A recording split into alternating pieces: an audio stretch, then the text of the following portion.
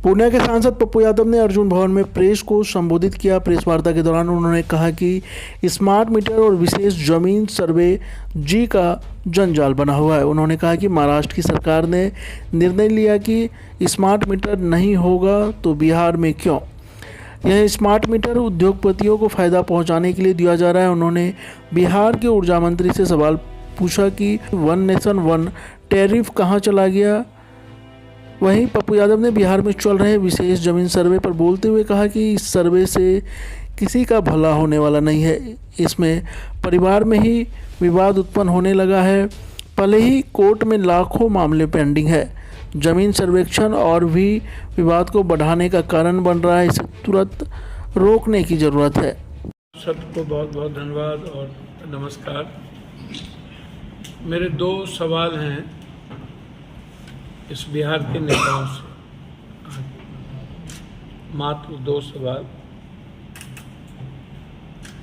हर लोग सियासत के लिए यात्रा निकालते हैं, कुर्सी पाने के लिए, चुनावी मौसम में वोट की राजनीति करते हैं। इस बिहार में जनता की राजनीति कभी नहीं हुई, जनता के हित की बात कभी नहीं हुई, ना ही बिहार के हित की बात और बिहार के अधिकार की बात, और वो सामने है। 15 साल पहले, 4 साल बाद 19 साल, तब भी बिहार बंटवारा हो गया, अन्ना बिहार के अधिकार की बात हुई। जब किंग मेकर थे तो ना विशेष राज तब ना अब, ना विशेष पैकेज तब ना अब। किसी ने भी बिहार के पलायन पे बात नहीं किया, बिहार के रोजगार पे बात नहीं किया, बिहार के एजुकेशन और हेल्थ पे बात नहीं किया, बिहार के आईआईटी पे बात नहीं किया। मतलब कभी भी इस बिहार के नेताओं ने पक्ष और विपक्ष, जब इधर की सरकार बनी तब भी और जब इधर की सरकार बनी तब भी, जो देश भर में रोड और सड़कें बिजली बन रही है या बन के बहुत पहले पूरा हो गई, अभी भी अधूरा बिहार में नहीं बना है, वो अलग पार्ट है, वो विकास नहीं है। विकास है क्या हम बिहार में फैक्ट्री की बात की, आईआईटी की बात की, भ्रष्टाचार मिटाने की बात की, हेल्थ और एजुकेशन जो सबसे बड़ा वरदान है, अभिशाप है, क्या उसको हमने नंबर 1 करने की बात की। तो पीस की बात नहीं की, तो हमने कोई बात बिहार के हित में नहीं। फिर 2025 में नेताओं ने यात्रा शुरू कर, घूमना शुरू कर, एक दूसरे पक्ष और विपक्ष गाली देना शुरू कर दिया। जब सियासत में थे और सत्ता में एक साथ थे, उधर और इधर, तब की बात इन लोगों को याद नहीं आती। जब सबके पास मालाधार विभाग था तब याद नहीं आती, और जब सत्ता आती है तो याद आ जाती। अभी भी 2 ऐसे मुद्दे हैं जो सबसे बड़ा मुद्दा है बिहार के लिए। कल तक तो इन लोगों ने बिहार को जो 40 सालों में सर्वनाश करने का था कर ही दिया, बिहार के मुद्दों पर बात नहीं हुई। अब जो बिहार के लिए सबसे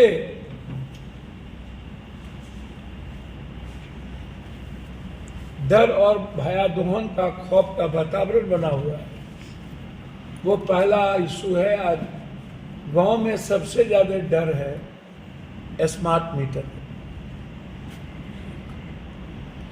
और दूसरा डर है स्मार्ट मीटर के बाद जमीन रजिस्ट्री के मामले में।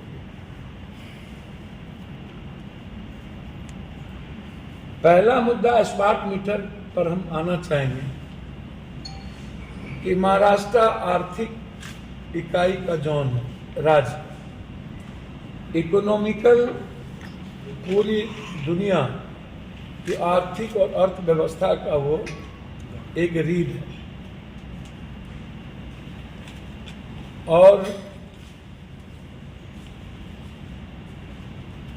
महाराष्ट्र की सरकार ने एक स्वर में यह घोषणा कर दी, निर्णय ले लिया कि स्मार्ट मीटर किसी भी कीमत पर हमारे जनता के हित में नहीं है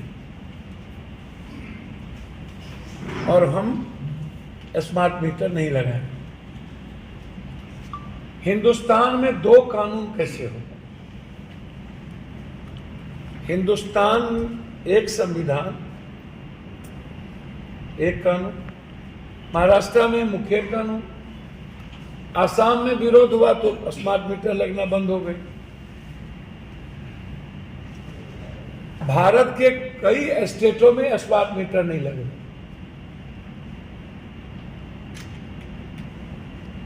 जबकि वो स्मार्ट मीटर भारत सरकार के उद्योगपतियों को बेनिफिट पहुंचाने के लिए जो लगाए जा रहे हैं, तो सरकार तो बीजेपी की है, तो फिर महाराष्ट्र में भी बीजेपी की सरकार ने यह फैसला कैसे लिया?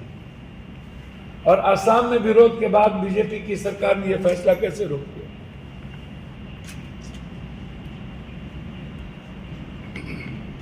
पहला, जब शुरू से हैकिंग की बात हो रही है,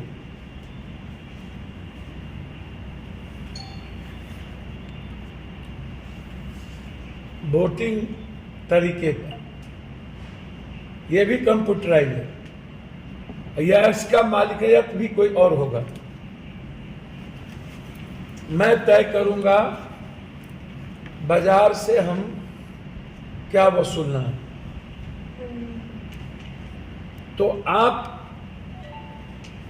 उद्योगपतियों के हाथ में 15 जिला, 16 जिला, 18 जिला, 10 जिला, 20 जिला दे रहे हैं। तो उद्योगपति अपने तरीके से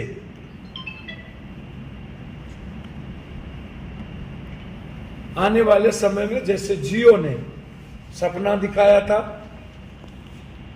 और कई तरह के ऑफर लाए थे, हमारे बच्चों को और देश को लगा कि तो बड़ी क्रांति हो गई, परोसा गया और उनकी मनमानी और मोनोपोली इतनी हो गई कि अपने बच्चे के में जो खर्च किया उसके बाद 9% जियो के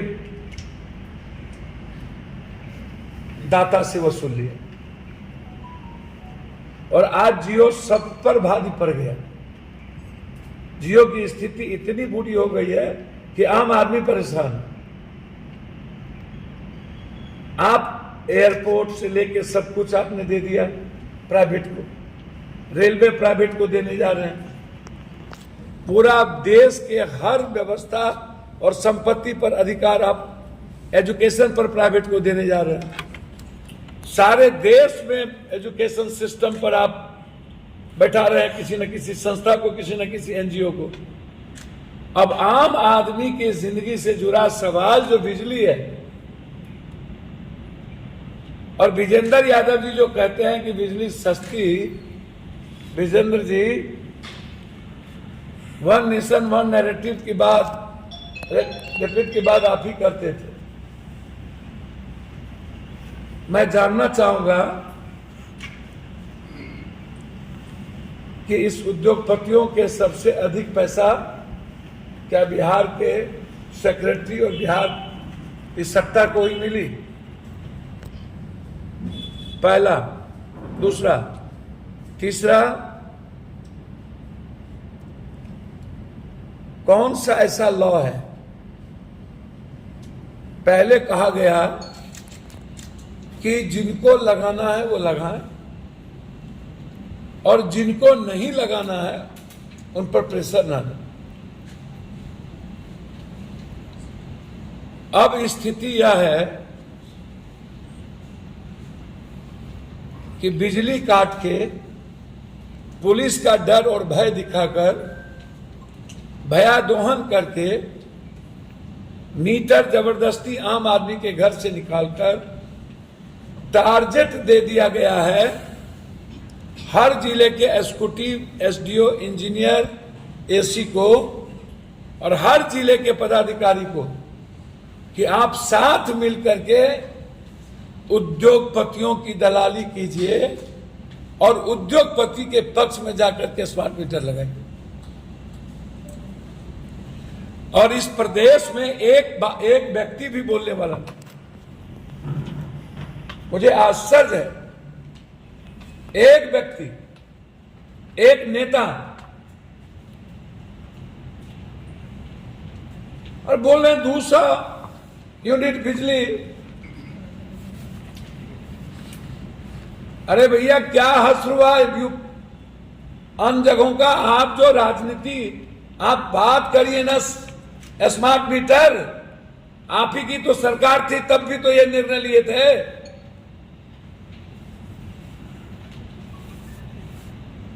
और हम बिहार सरकार से आग्रह करेंगे, मुझे कोई आपत्ति नहीं है कि कोई आदमी स्वेच्छा से स्मार्ट मीटर लगावे, उनको यदि सुविधा होगी स्मार्ट मीटर लगावे, मुझे कोई दिक्कत नहीं है। लेकिन उद्योगपतियों के दलाली के लिए, उसकी मुनाफे के लिए और पूरे बिहार के 14 करोड़ जनता की आर्थिक शोषण करने के लिए यदि सरकार और विपक्ष दलाली कर रही है तो ये नहीं चलने देंगे। आप जबरदस्ती, मेरा आग्रह होगा और मैं अपील करता हूं, आज जो देखने में लगता है जिस तरह व्यापारी, मंडी के व्यापारी या बाजार का व्यापारी अपनी कीमत, अपने सोना, अपनी चांदी, अपनी चीजों का दाम खुद लगाता है, आने वाले 6 महीना, साल भर, 2 साल के अंदर यह उद्योगपति अपने तरीके से बिजली की कीमत बढ़ाएगा, घटाएगा। हमेशा उद्योगपति के पक्ष में मौन रही। इसलिए स्मार्ट मीटर का हम विरोध करते हैं और हम अपील करते हैं कि जबरदस्ती आप स्मार्ट मीटर ना लगाएं। और हम यह भी आग्रह करते हैं कि आप गांव में जाकर के इंजीनियर, एसडीओ, थाना के साथ जाके धमकी ना दें। तीसरा यह भी आग्रह करते हैं कि जबरदस्ती जाकर के मीटर आप जो मिडिल क्लास और गरीब के घर से छीन के लाते हैं वो लाना बंद करें। यदि आप जबरदस्ती बिहार पर उद्योगपतियों के कानून को आप थोपेंगे तो पूरे बिहार में हमारे वर्कर, हमारे साथी इसका विरोध करेंगे। आप स्मार्ट मीटर लगाइए, आप आग्रह करिए और आपके आग्रह को स्वीकार कर ले, आप लगाइए। लेकिन मैं इस बिहार की जनता और विपक्ष और सत्ता पक्ष से आग्रह करूंगा कि स्मार्ट मीटर बिल्कुल ही अभिशाप है, आम जनता के हित में नहीं है।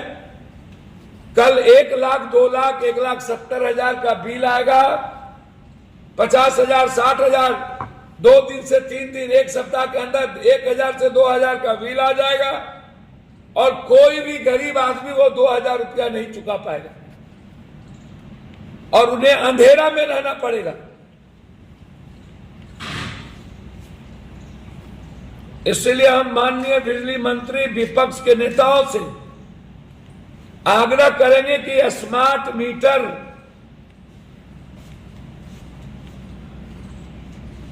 जो उद्योगपतियों के घर भरने के लिए है, उसका हम लोग सरकार पर दबाव बना करके रोकें।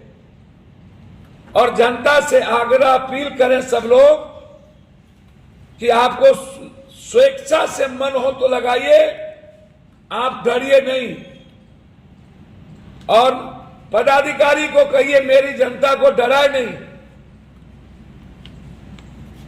यदि यही परिस्थितियां रही एक सप्ताह तो हम लोग पूर्णिया से बड़े लेवल पर इन पदाधिकारियों के गलत तरीके, गलत कानून और किसी भी लोकतंत्र में डर और भय दिखा करके थोपना, इसके खिलाफ हम लोग सड़क पर उतरे और जरूरत पड़ेगी तो बिहार के पटना भी उतरेंगे और उसमें भी जरूरत पड़ेगी तो बिहार बंद करेंगे। स्मार्ट मीटर फिर मैं कह रहा हूं, ये गरीब मिडिल क्लास आम आदमी के हित में, नौकरी पेशा वालों के हित में सही नहीं है। और जब बीजेपी की ही सरकार जहां वहां स्मार्ट मीटर नहीं लग रही हो, जहां आंदोलन हुआ, हम बिहार की जनता से आग्रह करेंगे आप इस कानून के खिलाफ आवाज उठाइए, सोशल मीडिया पर, सड़कों पर, गवर्नमेंट को लिखिए और अपने अधिकार के लिए लड़िए। दूसरा, जो सबसे बड़ी बात है,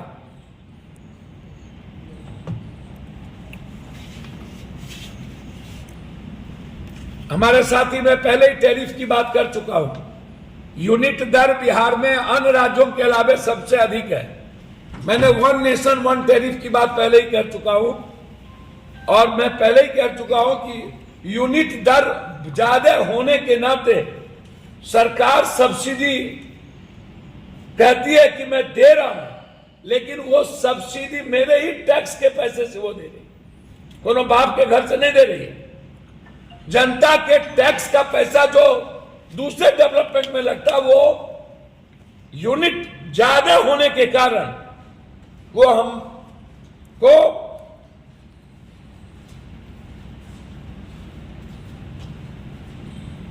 कॉर्पोरेशन के आधार पर। अब आप हमको दूसरी बात आप बताइए, आइए जमीन के मामले में। माननीय मंत्री जी कहते हैं कि जाइए वंशावली बनाइए, काम तमाम, कुछ और करने की जरूरत नहीं। मंत्री जी, 16 लाख परिवार का कोर्ट में केसेस है, 16 लाख परिवार। एक तो पहले हमें यह बताइए कि कोर्ट का निर्णय का क्या होगा। दूसरी चीज, आपके इन चीजों से पूरे देश और दुनिया में जहां जहां बिहार के लोग हैं, छठ पर्व की तरह लोग भाग भाग के आ रहे हैं और लंबे समय तक एक परिवार में दरार जिस तरीके से पैदा करने की बात लगातार दिख रही है, आगे इसका हल क्या होगा। जो चकबंदी, जो भू हदबंदी कानून, जो हरा कार्ड लाल कार्ड का जो हुआ, क्या उससे बुरा हल होगा? क्या ब्लॉक में दुकान खुल गई है? क्या पंचायत में जो सर्वेयर है वो वहां के दलाल से मिलकर लूट का अड्डा बना दिया है? क्या औने पौने दाम में जो पैसा जिसके पक्ष में जाएगा उसके पक्ष में सर्वेयर और ब्लॉक काम कर देगा? लड़ाई इससे बढ़ेगी। छरदादा छरदादा छरदादा, जमीन किसी से लिया, किसी को दिया, किसी चाचा के, किसी चचेरे भाई, किसी आम आदमी। हमने रसीद कटा ली और चीज हम बैठे रह गए, चलो अपना ही है। कहीं पर जमाबंदी हुआ, कहीं कुछ नहीं हुआ। आज आप 6 क्लोजर दे रहे हैं और आप बार बार कह रहे हैं कि वंशावली, और वंशावली कहीं भी बनने की बात आप कर रहे हैं। तो कई वीडियो वायरल हुए हैं पैसा लेते हुए। एक तो शोषण की प्रक्रिया, दूसरा ये तरीका,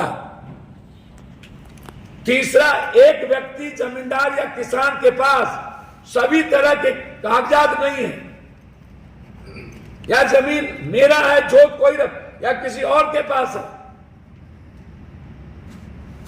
तो मेरा आग्रह है, इसको यदि सही तरीके से डिफाइन करके और आपको परिवार के मामले में जस्टिस करना है, न्याय करना है, तो इसको इतनी जल्दीबाजी में मत कराइए। भारत सरकार ने अलग सर्वे किया, जिसके चलते हम बहुत सारी परेशानियां हुई, और बिहार सरकार ने फिर अलग तरीके से किया। तो मेरा आग्रह है जमीन के मामले में कि आने वाले समय में परिवार और समाज में झगड़े बढ़ेंगे, हालात अच्छे नहीं होंगे। इसलिए मंत्री जी और सरकार से आग्रह करेंगे कि इन मुद्दों पर पुनर्विचार करिए। आपका यह निर्णय जल्दीबाजी में है और किसी भी परिवार समाज के लिए अच्छा अभी नहीं। धन्यवाद।